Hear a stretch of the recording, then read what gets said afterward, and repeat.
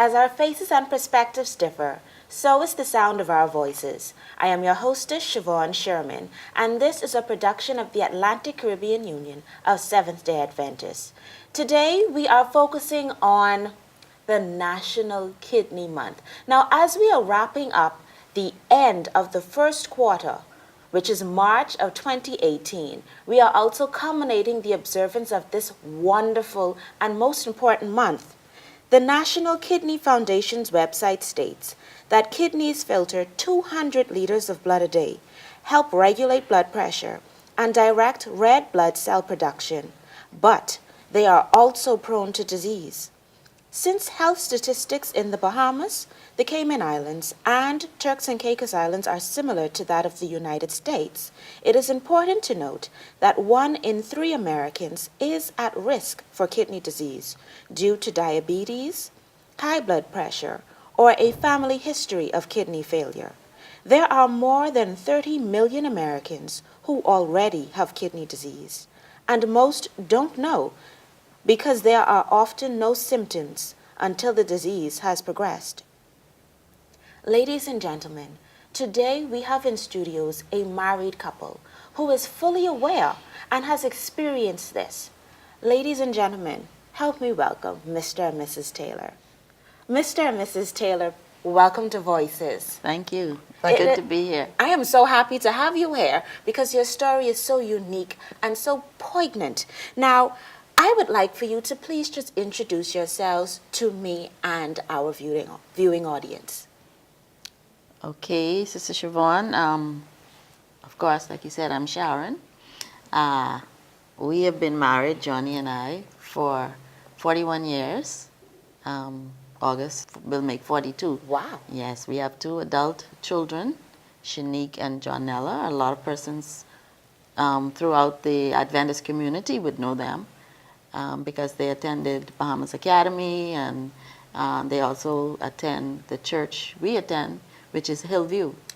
And we have 1 granddaughter, Talia. She is 18, going on 19, and she is presently at Oakwood University. Wonderful. Now I see you have this strapping man on the side of you. And this is who, besides Mr. Taylor? What else? What is your name, Mr. Taylor? I'm Johnny. And you're the husband of Sharon. Yes. Yes. And so it is such a pleasure to have you here. But outside of that, we are here to discuss National Kidney Month.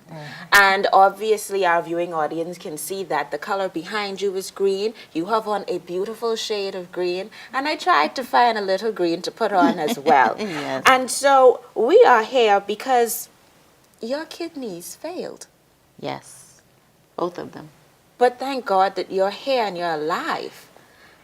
And so I just want you to share with us what was involved with all of this and how did you deal with it? Actually, the reason my kidneys failed was hypertension. Hypertension is prevalent in my family, and what happened was, over the course of years, I've been placed on medication, hypertension medication. But however, you know, sometimes when you take your medication and you're not feeling any symptoms or you're not feeling ill or anything, you can tend to not take them. So as a result of being non-compliant, Yes. the kidneys failed. My pressure went so high that it knocked the kidneys out of function. Oh my goodness. Yes. And so you found out that you had this due to your diagnosis. Or was it when it failed then you knew that something was amiss?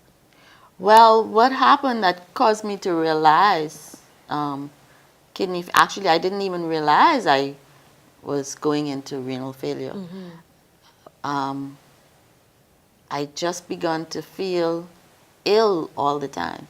You know, I don't know, you know, for persons who have children, particularly the mothers, they have something called morning sickness, and those are the kind of symptoms you tend to get. You vomit early in the morning. You're always tired, and you're feeling weak all the time. Those are the kind of symptoms I started to feel, and it got to the point where I was so weak.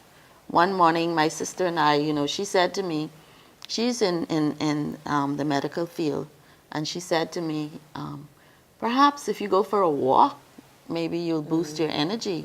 So we made arrangements to go for a walk.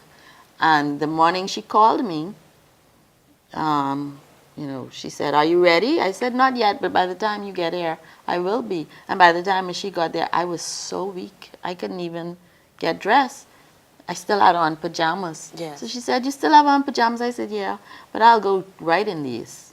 Because I could wear the pajamas that could look like... They were decent enough. Yes, walking clothes, walking attire. And so I just slipped on a pair of slippers. I didn't even bother to put on tennis shoes. Slipped on a pair of slippers. And we drove to what we call the Go Slow Bend on West Bay Street. And when we got there, as soon as we pulled up, I started... Regurgitating again. Yes. And so she said, oh, something is not right, because you're not bringing up anything but bile. And because she works at PMH, she was able to suggest to me, she said, you have to go to the doctor. As soon as the doctor's office opened, we're not even calling for an appointment, you're going. And so she gave me some Gravol to settle my stomach, just so I could feel better to get dressed to go to the doctor. And my doctor's office have stairs. And so I could hardly get up the steps. But by the time as I got there, my doctor met me at the foot of the steps because she could hear me coming up slowly. And she said, oh my goodness. She just looked, because I'm told by physicians that they can look in your eyes and see renal failure. Oh. Yeah, I don't know how, but they know. And by the time as I got to the top, she said, I can see what's going on with you. So I said, what? And I called her name, and she said, you seem to be going into kidney failure. And immediately I was taken aback. I said, can't be. Yes. And we went into her office, she examined me, asked me several questions that confirmed, it was renal failure. And so, in telling me what was happening, she said, eventually you're going to have to go on dialysis because your kidneys are failing.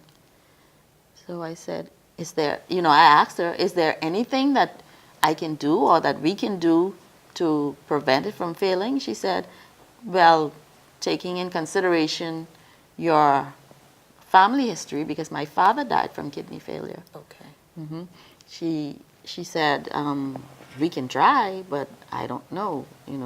Usually what happens is, you go into the kidney failure, and there are two solutions to kidney failure, either transplantation or you'll have to do dialysis for the rest of your life, because the transplantation is extremely costly. Yes. It goes up to $200,000 to $300,000 per transplantation. Yes.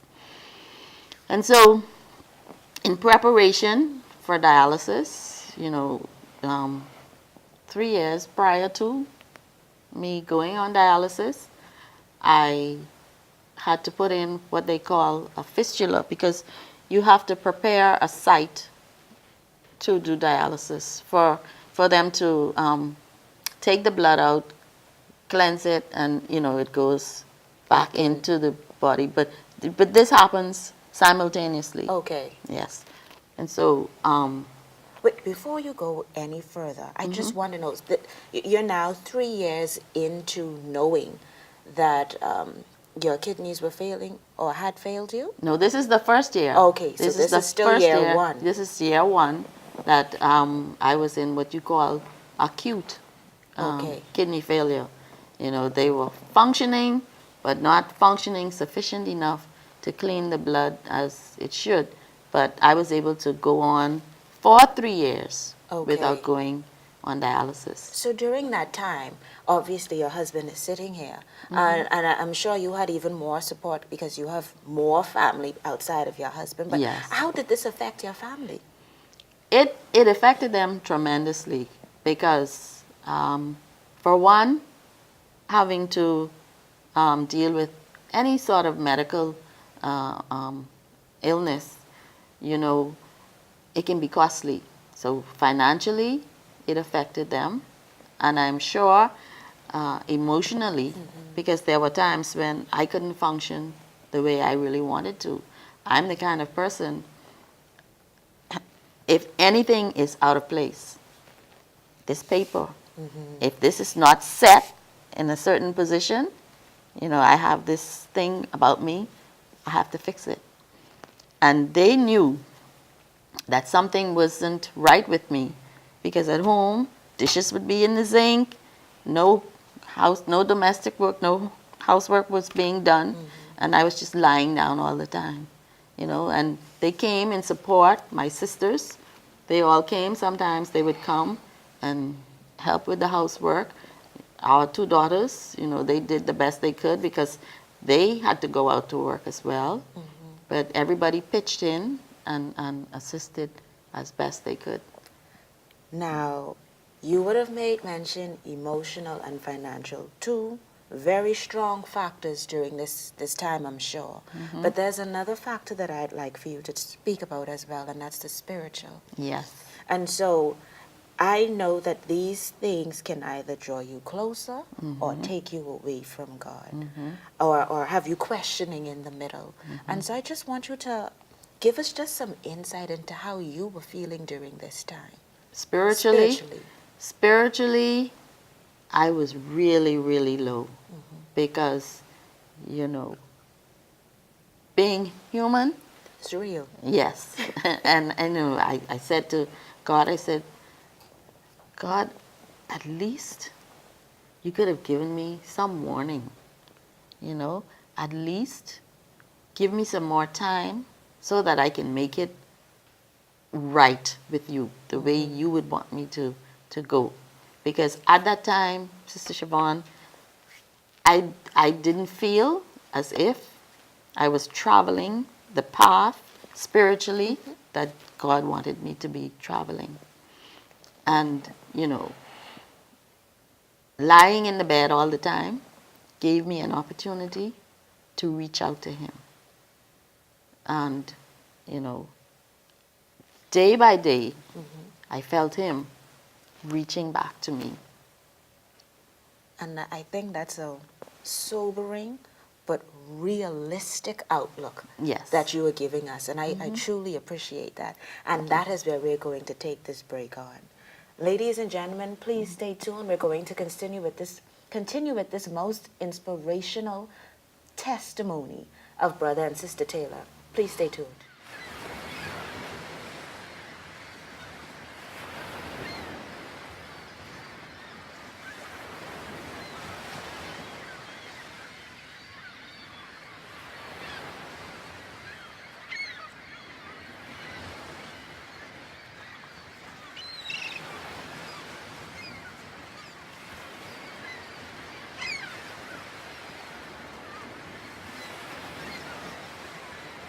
Welcome back to Voices. I am your hostess, Siobhan Sherman, and today we have in studio Mr. and Mrs. Taylor as we conclude the end of the first quarter and focus on National Kidney Month, which is March.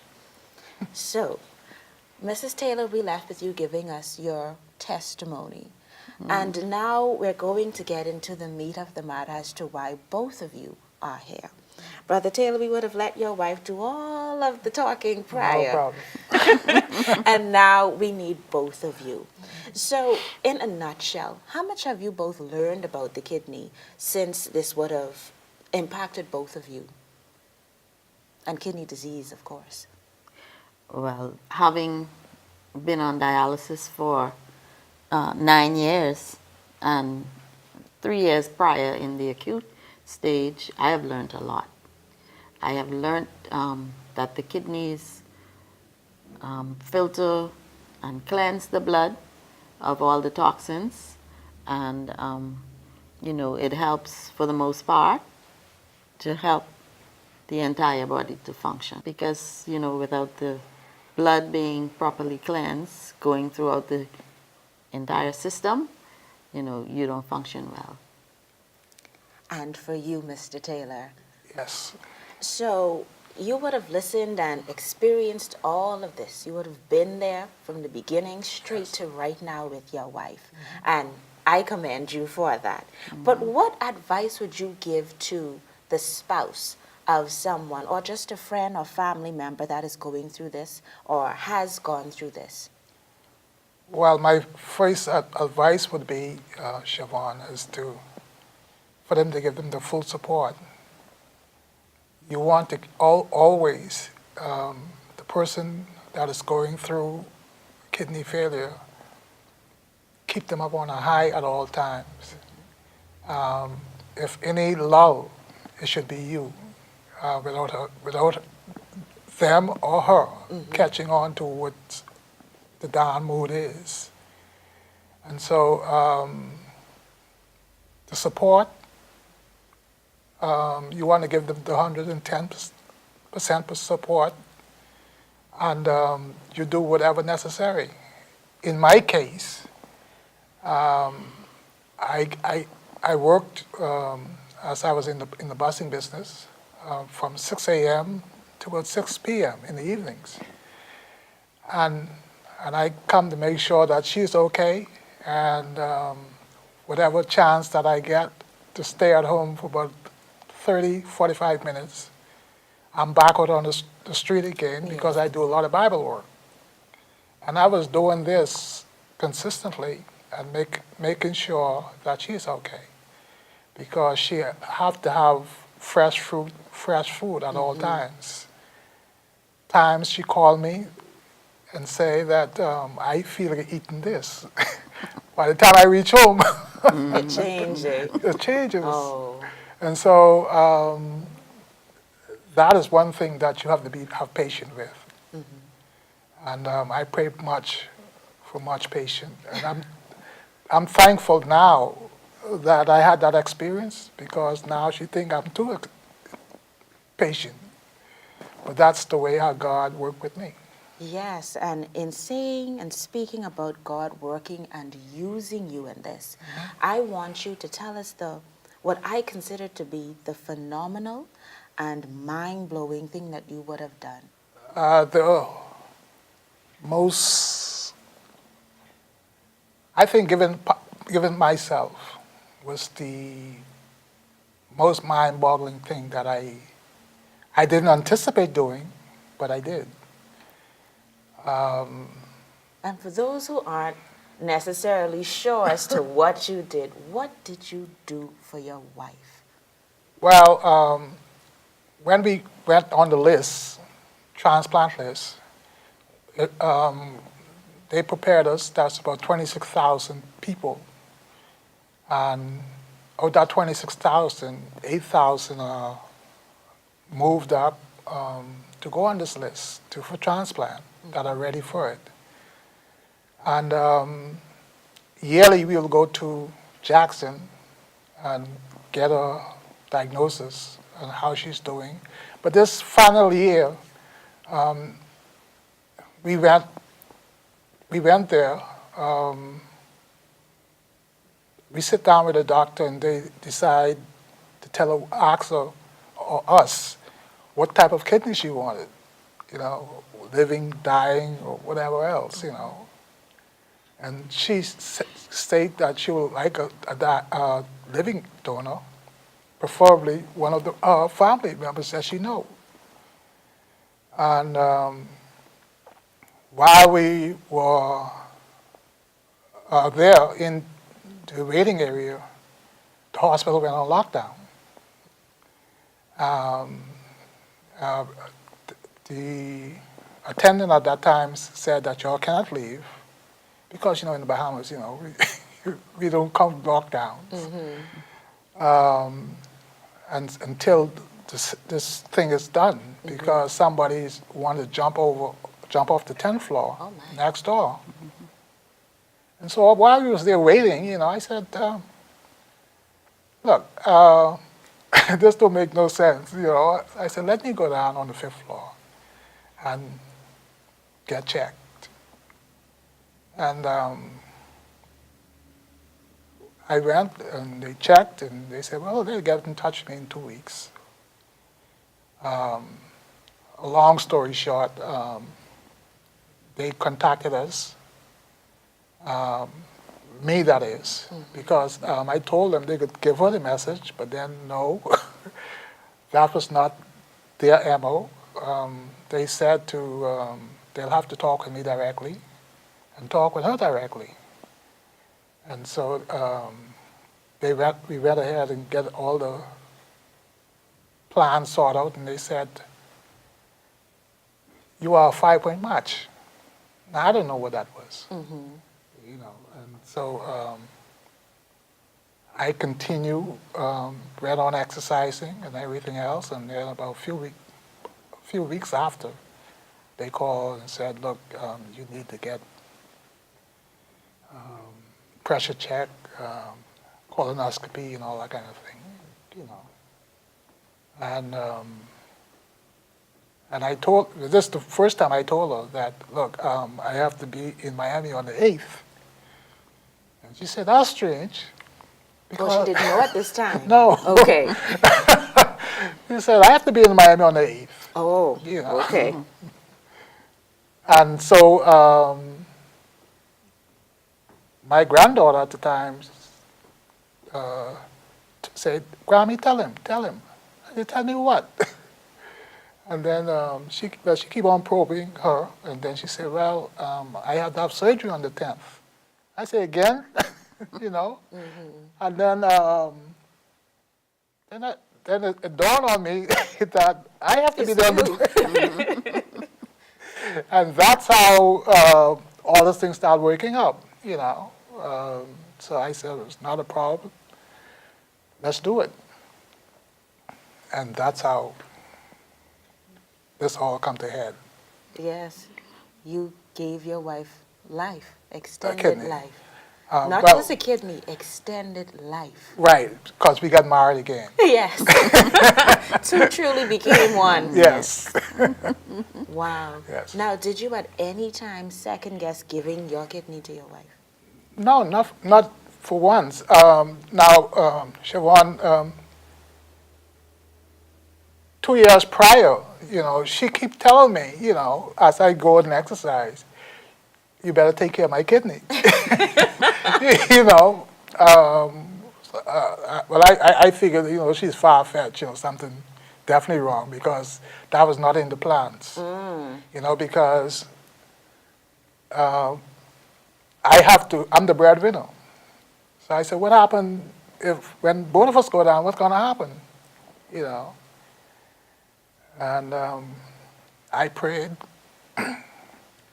And it's just like you calling me, Johnny, after praying, Yes. this voice came to me and said, Johnny, you are the one. And I went to her and asked her if she called me. She said no. And that happened literally about 3 or 4 times, my name being called. Wow. And I looking around like I'm a crazy person, who called, who called me? Wow. This is absolutely extraordinary. And so in the moments that we do have left, I just want both of you to address us on the importance of, it sounds like, living healthy, and of course doing what the doctors tell you to do when you know that you are prone to certain diseases. We'll start with Mr. Taylor. Well, one thing that I would encourage all hearers that don't take your kidney or organs lightly. I believe I'm a naturalist. I don't believe in doing medication other than natural stuff. Okay. But if it comes to head, that doctors give you a diagnosis and you have to take medication to it. Because being a part of this is not an easy thing. To see somebody so strong and vibrant, energetic, come dwindling down in front of your eyes, and you have to help her to get into a car. It's traumatizing. So whatever the doctor tell you to do, do it. Yes. Yes. He is so right. He is so right, in admonishing the listeners to, adhere to what the doctors say. Because, like he said, he has been, he's had first eyewitness to what happened with me, because I was at the point, because being on dialysis, with the process of what happens with the blood, it can strip the blood of the nutrients. Okay. And one of the nutrients that was being stripped from me was calcium. Yeah, calcium. And so I started to get what they call bone degeneration, where I had to use a cane to walk, and I did a bone test where I was told my bones were so brittle, they were like the bones that of the sardines. Wow. So, yeah, so I had to be very careful not to take any falls, because in taking falls, you could break your bones, or, just trying to get up a 2-inch step. Someone had to hold my hand to balance me to get up. And so listening to the doctors, if you're placed on medication, is very, very, very important to avoid going into any further complications in whatever illnesses you may have. And in my case, it was hypertension.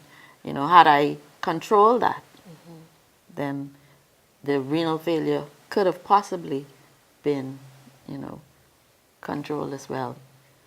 And as far as Johnny spoke about being a naturalist, I always used to get angry at him for the way he ate. He eats that way now. He's a vegetarian. Okay. So whenever we cook in the house, we have to cook 2 pots. And I used to say to him, man, you may as well eat some meat, because I have to go through this process of doing two sets of meals. But later on, in going through the process of the transplantation, I realized it was very, very, very important. Like they say, your food is your medicine. Yes. And because when we went to do some of the workups, one of the technicians, he looked in awe. And, he said to my husband, if we used to sell or market organs on this side of the world, you would be a billionaire. Wow. Because all of your organs are that of a 21-year-old. Amazing. And he is far past 21. Just And, putting that out there. Yes. Wow. Brother and Sister Taylor, can you do one thing for me, please? Hold one another's hands. Sure. Brother Taylor, are her bones feeling anything like a sardine right now? No. No. And you No. can feel the life Yes. between Power. both Yes. of you. Yes. And so we want to end on that note. This love story that we are seeing and sharing, being exposed to within the Seventh-day Adventist Church between Mr. and Mrs. Taylor. Ladies and gentlemen, I ask that we all take all of our organs seriously. And each and every March, let us remember to eat a bit more of those kidney beans to better help our organs. Until next time, this is Siobhan Sherman, your hostess, and this has been a production of the Atlantic Caribbean Union of Seventh-day Adventists, representing the Isles of the Bahamas, Cayman Islands, and Turks and Caicos Islands.